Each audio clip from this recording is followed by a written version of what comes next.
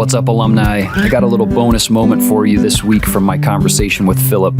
You know, we always ask our guests for some extra advice that they would commend to you during this time of transition. Well, Philip and I were having such a great conversation that we just couldn't fit it into our normal episode. So here's Philip's advice for you as you make the adjustment to life after graduation.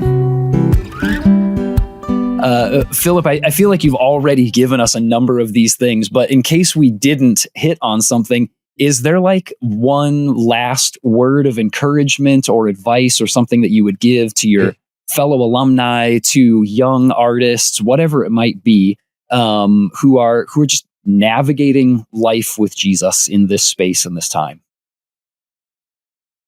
The words that are coming to my heart right now are, don't be afraid, which is actually not what I had prepared. But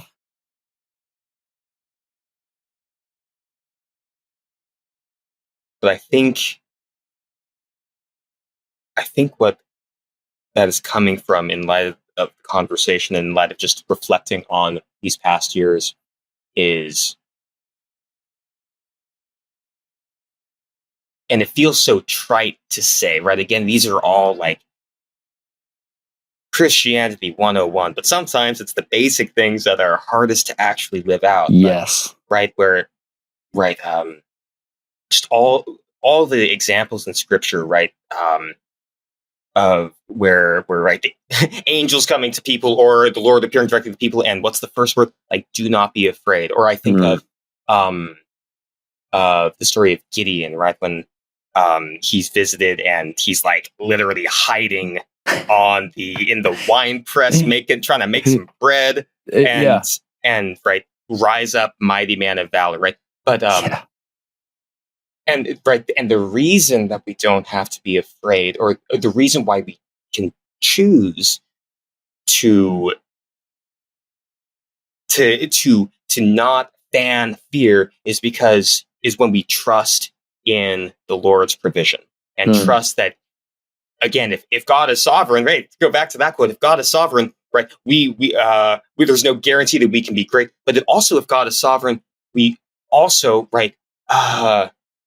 We have the freedom to trust in Him, right? It's like the Sermon on the Mount, right? Who by worrying can add a single hour to your life? And again, it feels so trite to say, but looking in hindsight, again, on the last 5 years, on all of the ways in which God has provided, and how much of that has been a result of my white knuckling. How much has that been? Has that gotten me 90% of the way? No, it's like, of course, we have to tend to our fields, right, and work hardly, but so much of the provision, both materially, in socially, in the deep friendships, professionally, all those things, those have come from places that I haven't been expecting. And so, especially in that moment when you step out of the safety net of school, or you step into the unknown, right? Don't be afraid. Trust in the Lord with all your heart, and lean not on your own understanding. In all your ways acknowledge Him, and He will make your path straight. Again, it's like 3-year-olds in Sunday school, but it is such to be able to look back on that in my own life and see how God's faithfulness has played out, and now right, it encourages me and challenges me to continue to trust that, as the way forward is still, right, a lot of question marks, a lot of I don't know, but I have seen the Lord's faithfulness in my own life, it's been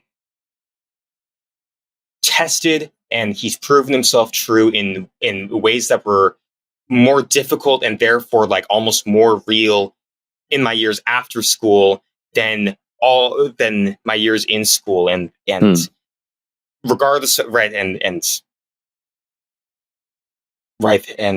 so that just gives me gives me more faith and more trust that we've seen him do it before, and He'll do it again. Yeah. Wow. Yeah, I love that. Philip, any good coach or any good teacher has you drill on the basics, because they are fundamental to getting the rest of it. And so I appreciate a call back to something that feels familiar, but that is so easy to forget. And so easy to just to strike out on your own, and or to just lean into fear. And so I'm grateful for the reminders of, man, don't be afraid, because you are trusting in the Lord with everything that you have.